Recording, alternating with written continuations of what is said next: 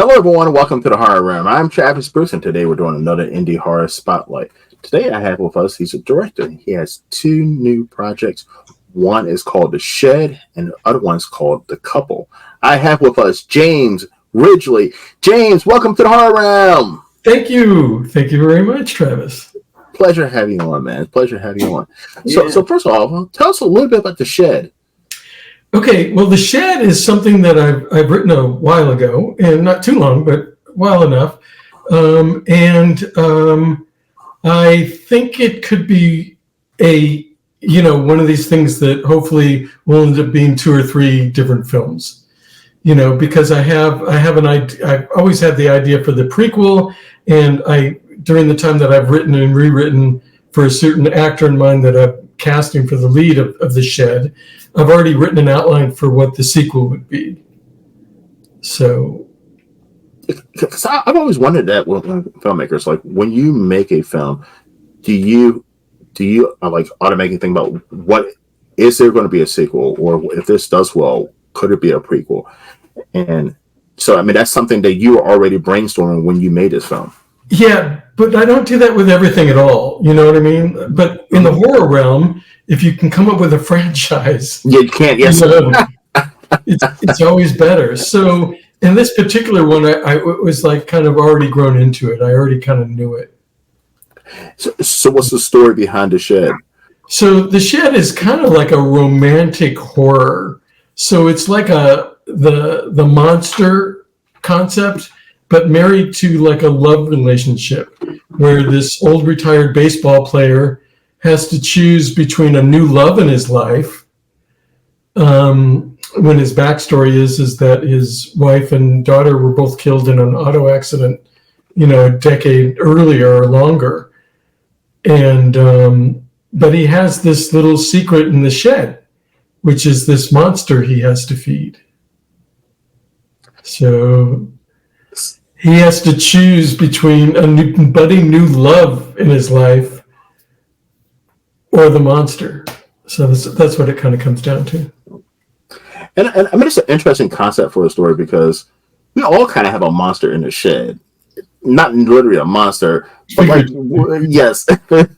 but like when you meet a new person relationship wise, you have to decide when you're going to unleash that monster or tell them about that monster. Expose anything, maybe, right? Yeah. I mean, if you've lived a good life, you have a little something that usually kind of keeps secret on the down low. Yes. So yeah, in a sense, that's right. Yeah, because I don't think it's healthy. I don't know. This is me. I don't think it's healthy to release to a new partner, especially to release all of your monsters from your shed, from your past. Because I mean, especially if it's not relevant. Yeah. Don't Google my two ex-wives because you'll understand that you can't communicate with them anymore. No one can. And I was exonerated. So anyway, what do you want to do? So what gave you inspiration for The Shed? What gave me inspiration? Wow. See, okay. I have inspirations for all these other films I've made because I was a screenwriter for a long time, had a lot of close calls with selling things. So I decided that, I have to direct and direct what I write because it's been my dream for over 30 years. So I finally said I'm going to write my micro budgets to fit filming in my house, which is free, and stories that are personal to me. So I had a couple of them, and then this one I know had a personal thing, but I can't really. Well, it might what it relates to is my life. Do I have a chance at another love interest?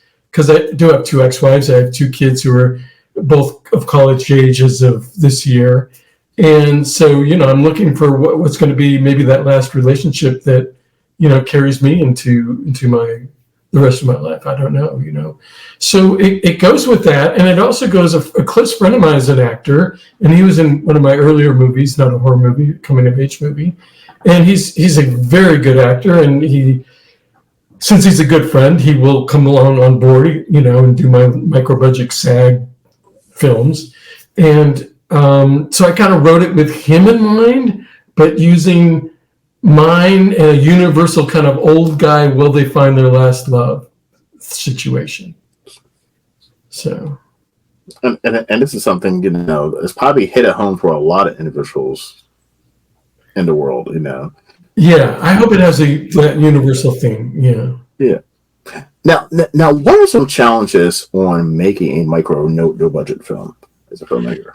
Well, if you do what I do, you belong to some Facebook groups where you can get like free furniture and clothes and whatever you may need. It's like these buy nothing groups. And I use these, and I get couches and paintings and lamps and all kinds of stuff to make each film, be a different set, and props for the people using it. Like a bowling ball I needed for the film The Couple I just made, and it's in post now, where we have, I got bowling trophies and bowling balls because I had the lead lady be a past bowler. And of course, she does some, bad things with these items as well, kind of the hoary gore part. So I use this, if I can get all these things, I have to do it myself. I wear 20 hats. I'm a production sound mixer by trade. I made a pretty good living until COVID with doing production sound mixing, and always wrote scripts and, had things, almost come to fruition. But so I have all these skills, and I've been on sets for, 3 decades. So I know my way around a set. So I figure everything out to do, what mostly me and a DP can do. And then maybe just a few other little crew members. So. Because I'm assuming that's the key to be a no budget filmmaker is you have to know what your limitations are. Yeah. Actors come camera ready, do their own makeup, And so when you get into gore effects and stuff, I have a buddy who's co-producing The Shed, although we're not sure where we stand now because we did an Indiegogo campaign that was horrific, just terrible. Because I've already asked all my friends in other drives. So I said to my friend who does horror effects and co-producing, you're taking the butt of this and you go out and do it. And I don't know. I mean, I wouldn't have been much better. All my friends and family are done with me. You know what I mean? Yeah. So that was a disaster. So I had to figure out, what kind of retirement money. I'm just retirement age. So I'm trying to, get a little bit of money going and have to, again, go do it myself rather than have, 50,000 we were hoping to get to really hire crew and take a lot of things off my shoulders. But I'll probably have to go back. And also with the Shed too, must say that this has a lot more detailed action sequences and gore sequences than I did in The Couple. The Couple was a dark comedy about relationships with added horror things, horror elements. And so, while I had ideas of how things should work camera-wise, and with a 2-camera shoot, I could cover myself. With The Shed, I think I really have to storyboard and think about directing in a certain way that is beyond just performances, which growing up as an actor and taking classes and admiring how my acting coaches really worked to make a scene, pop, as they say. I learned a way to work with actors, and I feel I can get good performances out of them. But now I have to storyboard in detail how a person is going to jump through the air, and land, 70 feet away on top of someone, and I can't do a stunt guy with wire work. So I have to figure it out. I have to figure out how the person jumps on a hidden spring, little mini tramp, and get the camera to have her fly over and land safe. I have all kinds of safety stuff. And then to get her on the side, coming into the shot on top of the guy, I have to figure this out with good storyboarding, or I'm going to be lost when I'm on set. So that's a first for me. It'll be interesting to do. I mean, I can imagine as a filmmaker, especially indie filmmakers, you kind of got to be a little bit addicted to stress and challenges. And going with plan B, D, Z, all the way down to Z, right? Because I Yeah. hear any filmmakers talk, and I'm like, oh, that sounds so fucking stressful. Well, I have like 280 IMDb credits, and I've been on, hundreds of sets, hundreds and hundreds of days. And so I'm comfortable on set, which is a great asset. Believe me, I think of any beginning filmmaker, if you don't get some days on set just to see it happen, you might feel overwhelmed and unsure of yourself. So that I have. And it's a matter of getting what I see in my head to translate to a camera angle and a lens and a lighting. And like with The Couple, it was high key because it was a dark comedy. So the lighting was more high key. It was a lot of psychiatrist office scenes. So I didn't get into something really heavy with black and shadow on the other side, and I have to do it on the shed. So it will be a little different. And I'll have to be looking for that and making sure that I have someone who can bring that together. So I'm anticipatory about the shed in those ways. And I'll have to really work on that. That might be something that's more out of my control, but also post gives you a lot of control. And that's true. I've been on one movie set, in a role, and I felt so bad for the director. Like, there was two actors that were in a scene who just completely no-showed, and he has the fucking script like, oh shit, like, oh my goodness, all right, Travis, you're gonna be saying this and that, and I'm like, whoa, like, he's like, I'm gonna cut this in, you're gonna, like, and I'm like, oh my goodness, but this is just one scene out of a whole entire movie. Thank God I haven't had to do that. But I was an actor in a film I was doing sound production on because an actor didn't show up. It was up in Boise, Idaho, and it was a gay kind of club owner. And this guy didn't show because, I don't know, Boise and playing that character. Maybe the actor finally realized, well, maybe this is not, my neighbor, I might get some, some pushback or something. So I did it, right on the set. And it was funny because I had my, back then I used a Nagra. It was a 1-track Nagra, reel tape. Mm-hmm. This was 20 years ago, Anyway, I had it near me so I could roll, and I had a lav, and I forget if I had a boom guy, and then I would, rolling on, take 220 to, 22 Baker, take 1, put it all down, press the thing, and then, and then do my acting. And I was at a piano, I remember, and the scene was between me and the other guy, But you love this. All kinds of trouble getting actors. So I've been on one set that way, but not many others because a lot of them have been, total SAG films, not necessarily union films, but I did, hundreds of good SAG AFTRA films. Yeah, it just seems like you got to just roll. Unlike like Hollywood movies. Like, you got time and money, but if you're an indie filmmaker, let's say you might be renting a venue just for the day. If people don't show up or the lights don't work or something, you just got to roll with the fucking punches. Yeah, you have to. And on an earlier film, I found it really hard to get a role or two cast.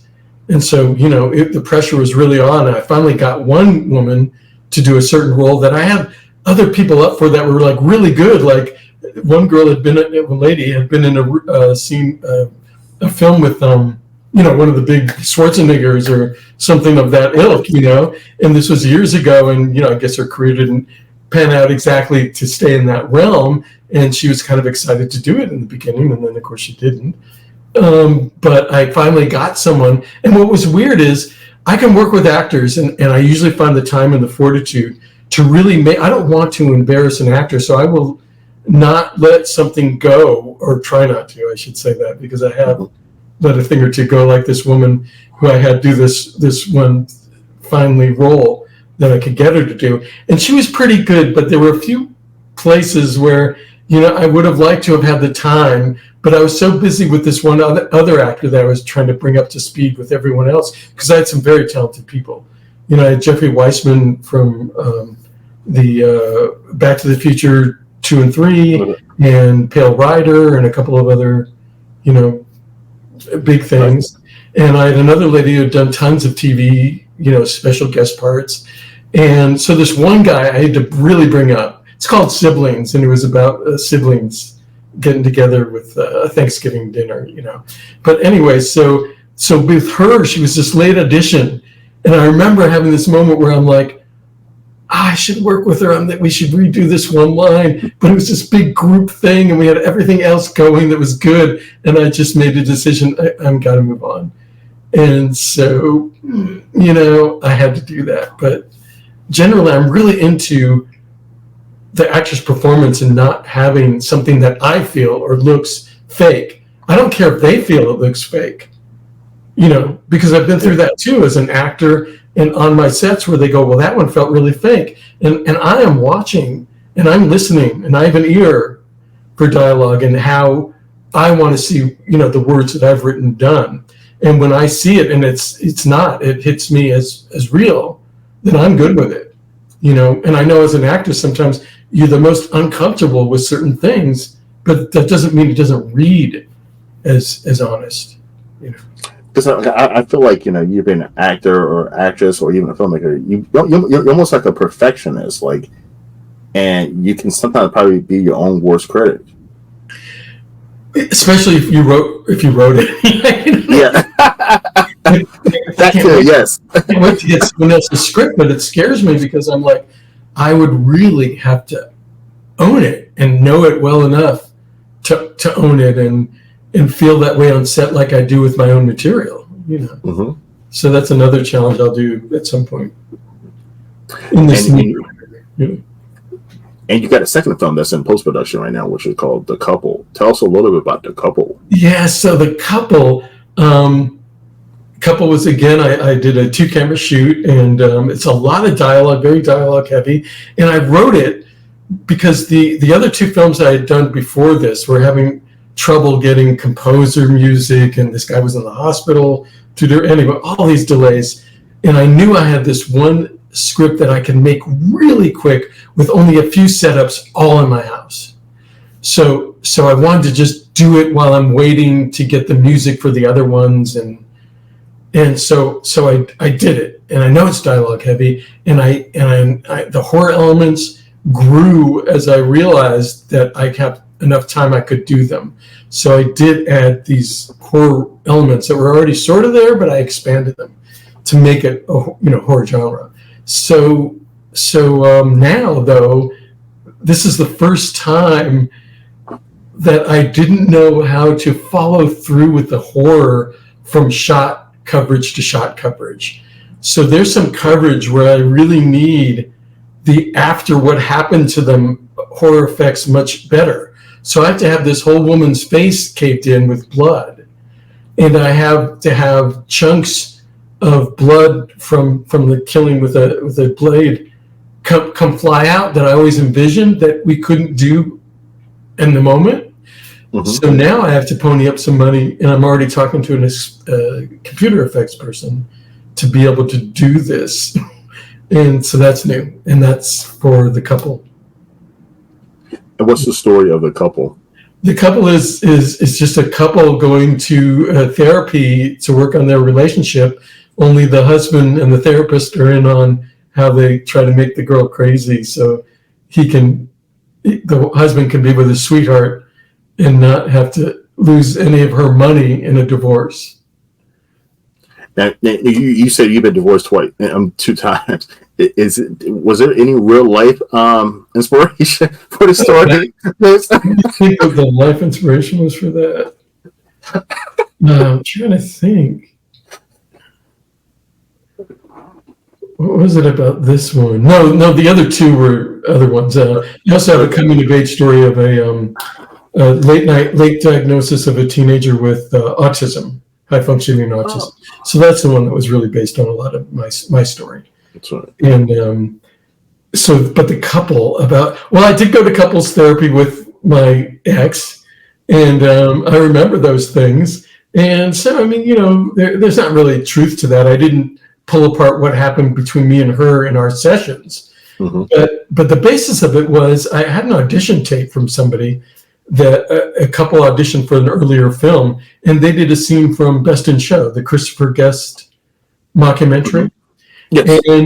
And the way they did it, like this couple that had known each other forever and did this scene, which was on at a therapist's office, I thought that could be expanded into an own story that I can make totally from scratch. But just the idea of this couple that knows each other so well, they finish each other's sentences and they laugh at each other, but underneath it all is a lot of problem, right? So I said, I can write that. I can write that and shoot it like I thought in much less days than any of these other films I had done, which were already micro budget as well.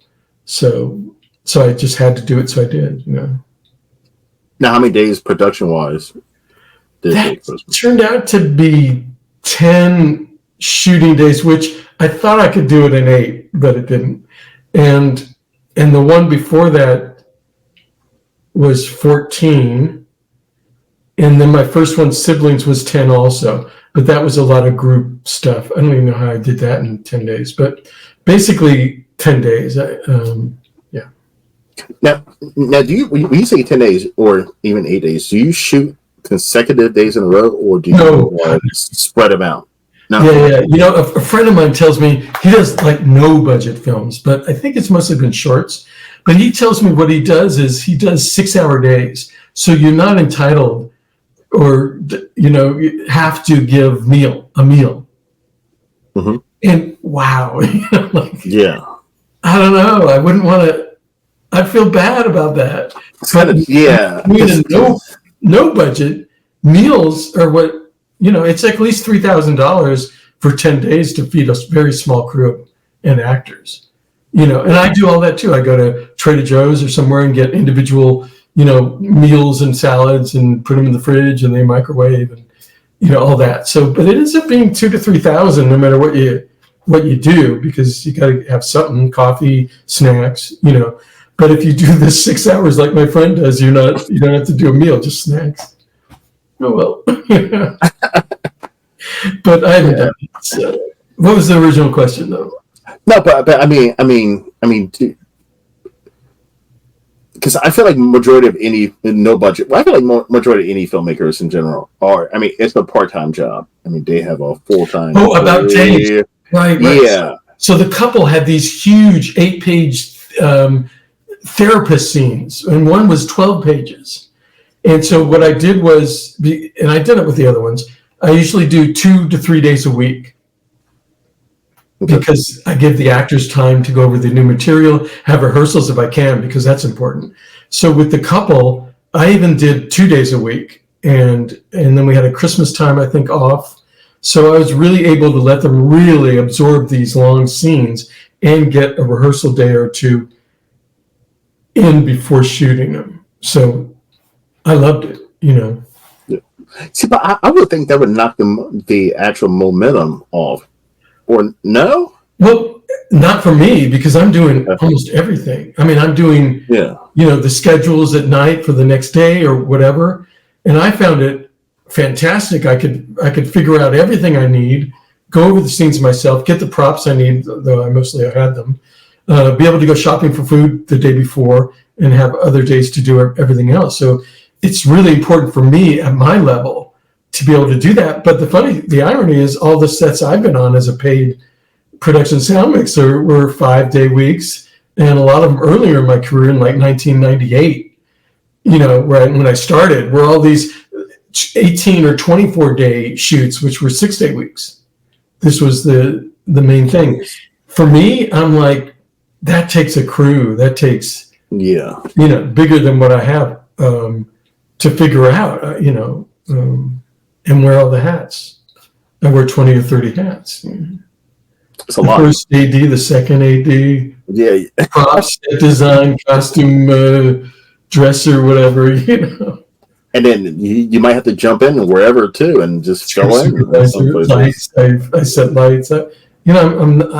I know it's at stake, and I know that I'm jump starting what is considered a separate career by any means, because even though I've been in the film industry for 25, 30 years, writer director is a new career.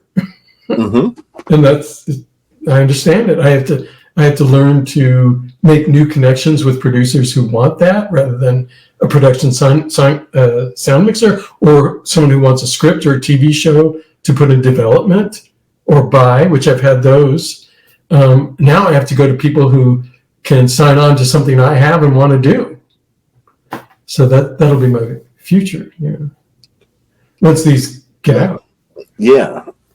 And you actually mentioned something at the beginning of this interview. You were talking about crowdfunding. You said you did a crowdfunding and it was horrendous.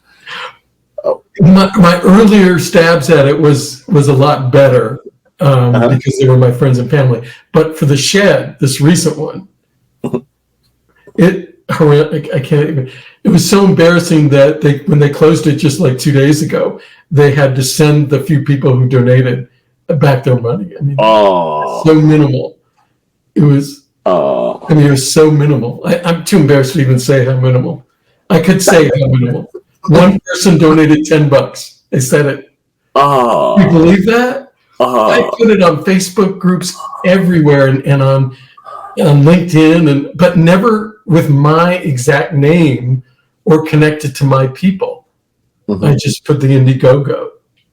So even though the poster said it was directed by, I couldn't, because they're all waiting for my other movies to come out. In fact, I hope they're not watching this. But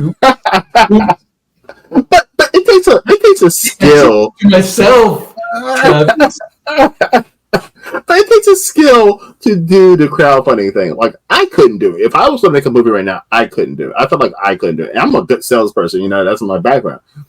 But because I mean, you're asking people to give you something for your dream or your passion, but you're also competing. I mean, listen, you're in the same indie groups on social media I'm in. Yeah. There's literally like fucking 100 of them being posted at the same times in the same groups. Like, how do you fucking stand out? And I've seen some of the movies that were made from these.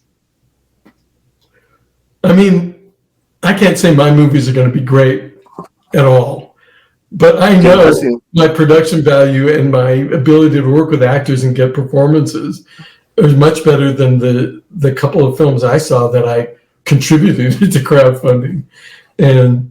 But how do you do it? But here, election year is terrible.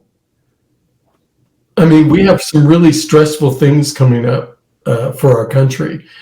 So, I mean, maybe that's it, I mean, I used to pass the hat. I started out as a comedy juggler. My unicycle is in the background. Do you see it there? That's my unicycle. I still kept it. And I still have some juggling props. And that was my first career for 20 years. And I traveled all over the world doing a comedy juggling act. And I would pass the hat. And sometimes a year would come where it'd be like we'd all be at the Renaissance Fair, wherever we were working, collecting tips, or street performing like in New York City I did, and all this stuff. And we'd be like, hats are light this year. Oh, election year. Presidential election year. Always slow. That's crazy that it works that way. But I agree with what you said. Like, I saw one. I'm never going to name this name, but it raised $100,000, and I donated to it.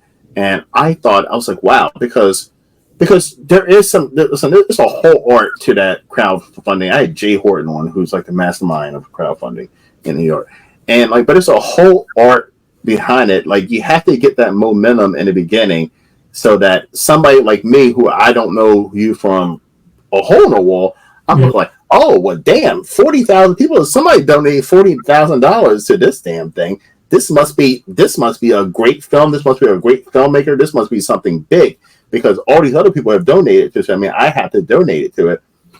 But I've definitely done that, and like the one that's sticking in my mind, it raised $100,000, and it was and it looked like it was shot for like $5,000. It really did, and it was the worst movie I've ever seen in my whole entire life.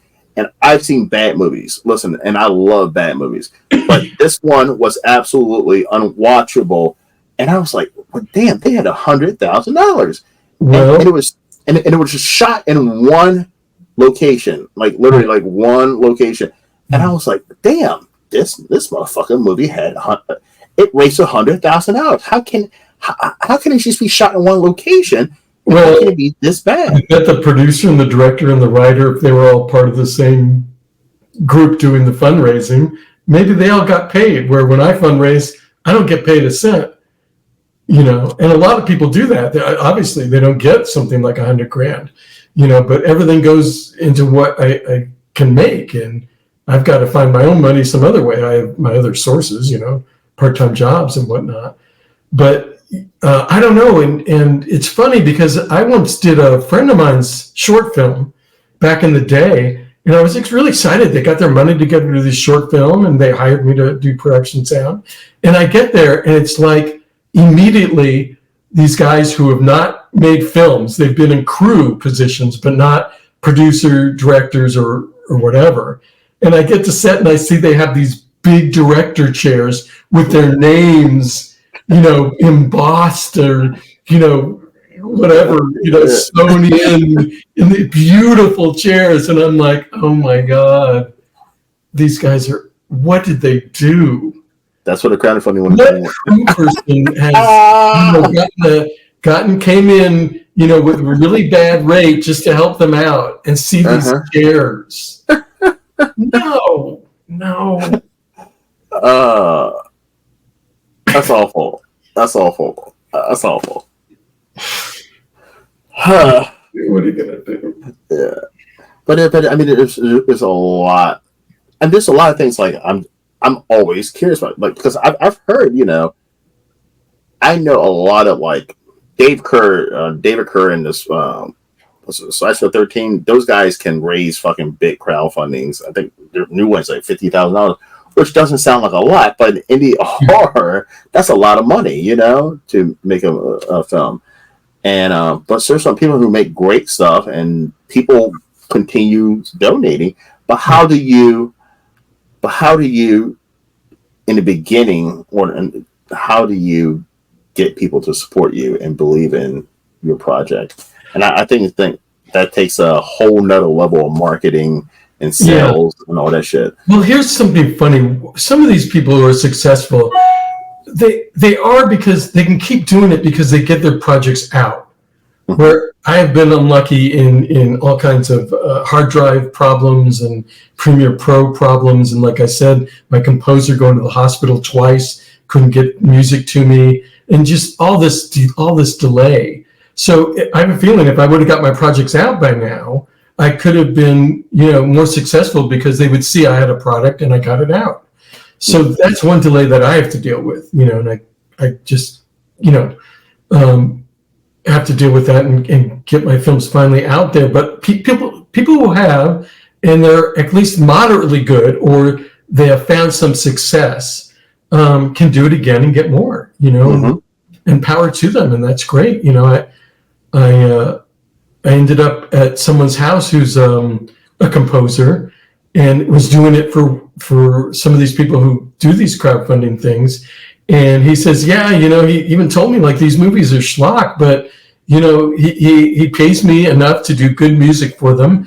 And they have enough production value in the way they look, the way their titles are, the way everything goes, the way the music and all the post can come together, that they can do one after the other and keep going, because at least it gets foreign sales because they've written it for that type of thing to be more action oriented or horror oriented, and pay for the right things that bring it up a notch.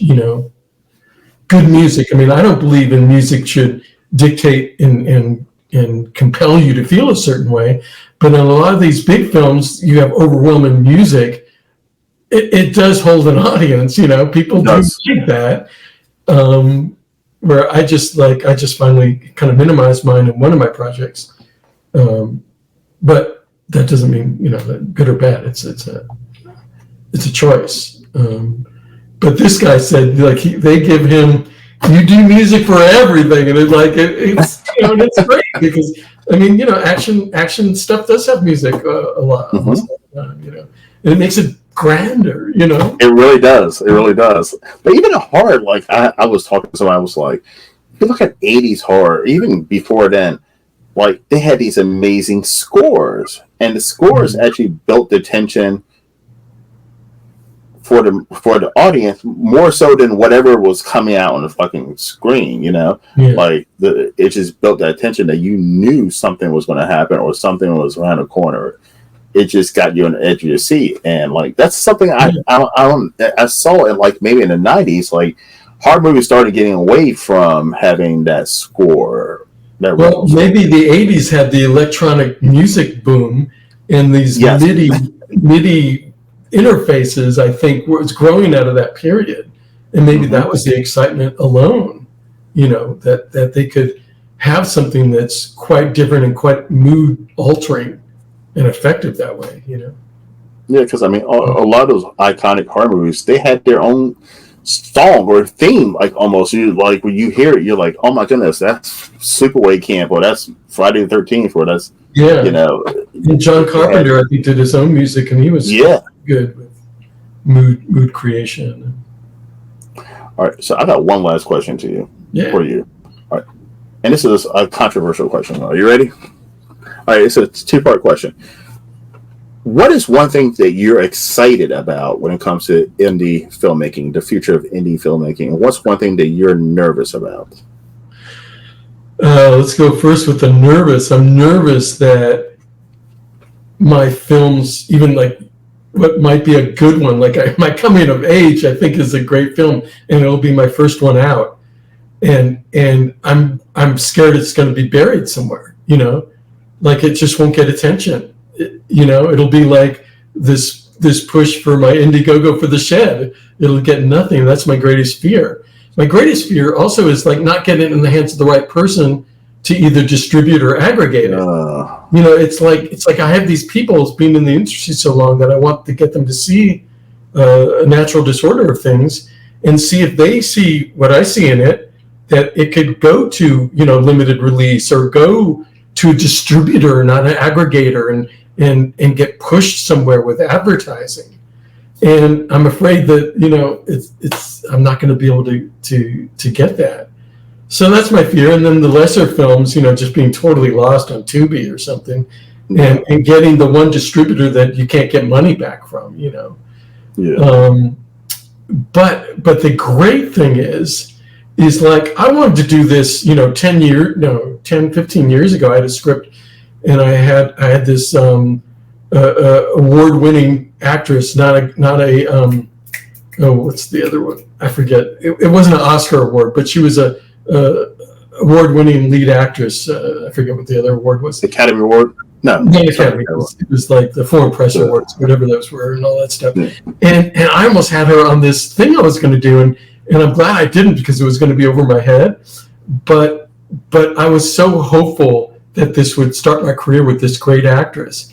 And so my hope is that, still something can be made with the equipment that I've gotten. Like back then it was the Sony A7 Mark II film cameras. I got two of them. I was hoping to make it with two cameras. I'll always do a 2-camera shoot. I mean, I don't care, because be able to do coverage on one scene just helps with your editing so much, and you get a great performance, So now it's I have the 6K Blackmagic Pocket Cinema cameras, with zoom lens. Yes, sorry, I can't afford a fixed lens case full of great fixed lenses, but these are high, they're pretty damn good quality. And so the best thing is that I can get this equipment. I have all the equipment I need within my reach, to make these films. And so I can continue making these on these low budgets and just keep exploring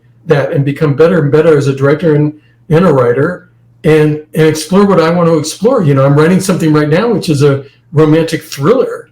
And again, what from my house can I use as different sets? And that's another one that'll be great.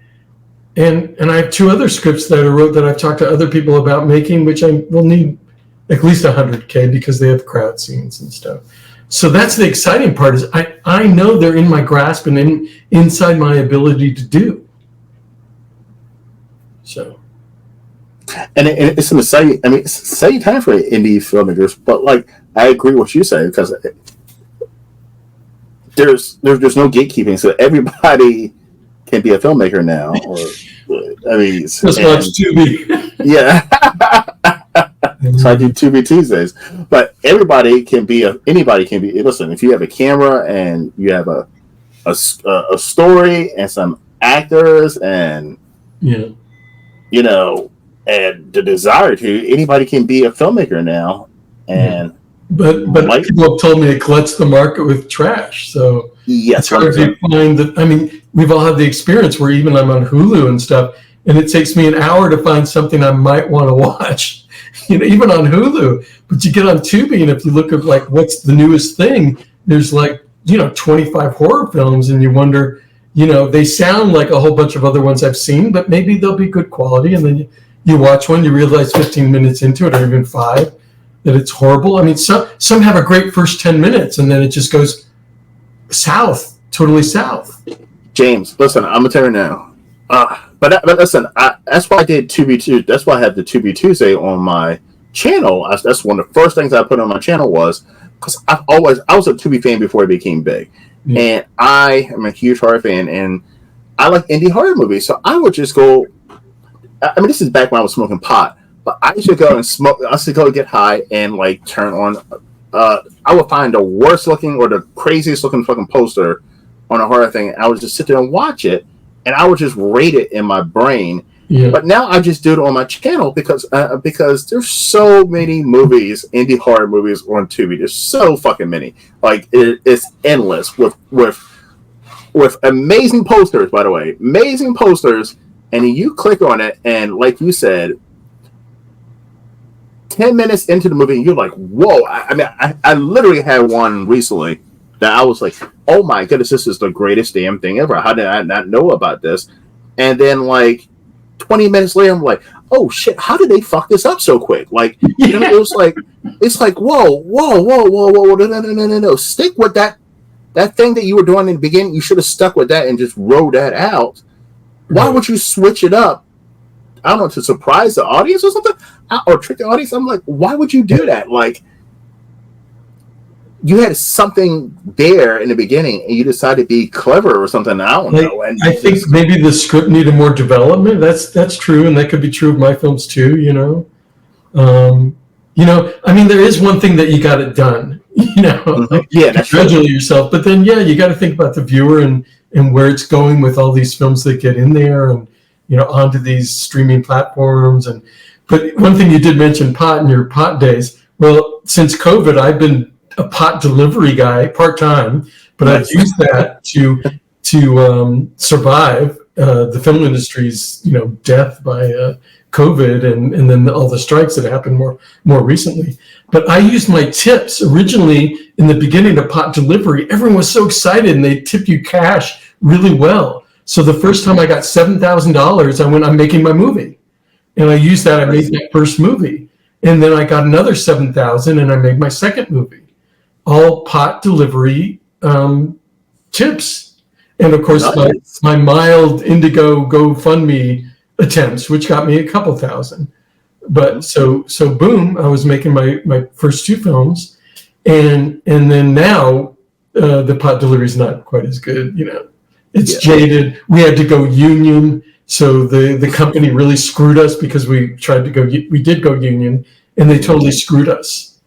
Because once they do that, they can lower your gas mileage amount that you would get per mile. They just totally hosed us, and the tips became part of a thing where they tip through the app. So now you don't even know what tips they're giving you at the end of the day. Yeah, you're like you just want the cash tips. That's where. So I used to do DoorDash, and I used to hate when. I used to fucking love when people give me a cash tip at the door. I used to love that because most people, by the way, if you're listening, if you tip a driver, I don't care if it's Uber, Lyft, whatever, weed, whatever, that company takes a portion of their fucking tip, a percentage. It takes a percentage of their tip. So, like, if you're getting them $10, they're not really getting $10. They might be getting $8, you know. But if you give them a cash tip, that's all theirs. Yeah. Plus, and I didn't say this, the government will take their share through the company. That's right. We'll edit. That's tax free. That's tax free. That's tax free money. We give. Which I would never do, of course. I would never do that either. But listen, but for those who would like to, I mean, Yeah. help them out. Help them out. That's all I gotta say. Yes. Cash tips, everyone. Cash tips. All right, James. Where can everyone find you and your projects and your work? So my website is James Ridgley Films, all one word, and RIDGLEY, JamesRidgleyFilms.com. I've got to go update it. Of course, I'm bad with that. And then I don't know what else because I don't have an Indiegogo exactly going. And I do still have post-production money needed for A Natural Disorder of Things, which is on a GoFundMe. I think it's still active. So maybe I'll have you put the link inside that. Link down in the description. Yeah. And just get this out there, you know. And you got a Facebook too. Yeah, I have Facebook, but that I leave for my comedy, a lot for my comedy. I mean, I do my stuff, but I have a great group of people that they laugh at what I do and they contribute in their comments, and we all laugh together, and it's really fun. And I'll also post about my other things on there too. Well, James, listen, this has been a pleasure having you on for the second time. By the way, most people don't know this is the second time we got an interview. We had some issues the first time, but this is a completely different interview. This was a completely different interview. This is a lot of fun. Yes. So listen, you're more than welcome to come on anytime. Listen, everybody, go ahead and support James, and the Indiegogo campaign information link is going to be down in the description box. All right, everyone. Thank you for coming to the Horror Room. I'm Travis Bruce, and that's James Ridgley. Great. See you next time. Take care. You take care too. Thank you.